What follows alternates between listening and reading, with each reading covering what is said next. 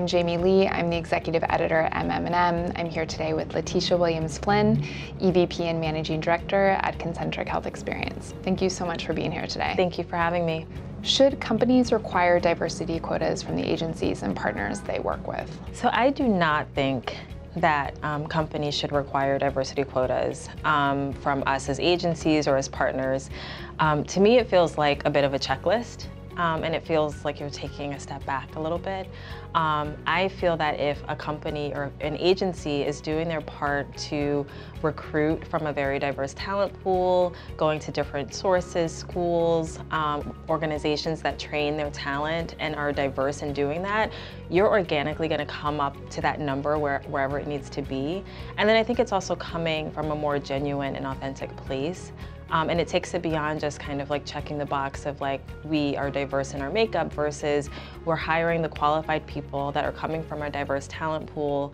And then you're also hopefully putting those people in positions that are a part of the important conversations that are happening and potentially being decision makers. And that's where you take it a step further from just being diverse and actually including people in the right conversations. And what is one piece of advice you would give to someone who is starting their career in healthcare marketing? So one piece of advice would be to define early on what your personal brand is and what you stand for. No one knows you like you. No one is you, and that's your power.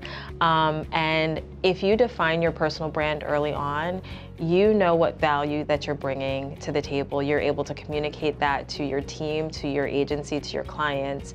And it's something that you can continually go back to and refine as you evolve, as you grow, as you learn. But that's really what is going to help you differentiate yourself and really know that you're standing for something and everyone else knows what you stand for as well. What steps can women take to ensure that their ideas are heard and also recognized? So I think that there are a couple of things. I think the first thing that we need to do, and something that I'm reminding myself of constantly, is we need to be advocates for ourselves. I think oftentimes we forget that we are our #1 fan, and there's a way to do that in a way that's not like boastful or obnoxious, but like, you know the work that you're putting in, you know that the value that you provide, so advocate for yourself and be proud of it and stand by it.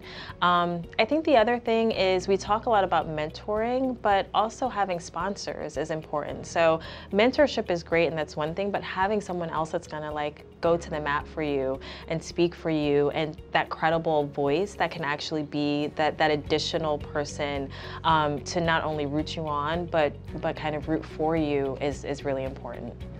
What key issue for women do you think would help drive gender parity forward? So I think sometimes when we talk about driving gender parity forward for women, we talk a lot about work-life balance and we talk about flexible schedules, which I think all is great. Though I think that work-life balance it's not so much of a balance, but figuring out what's that fluidity and what does that mean for you, and it changes day to day, week to week.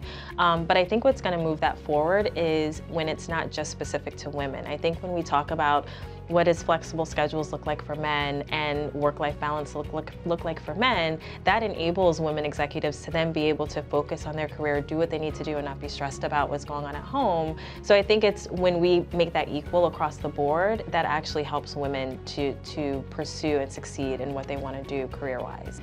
I think that should be it. Thank you so much for being here today. Thank you so much for having me. It was fun.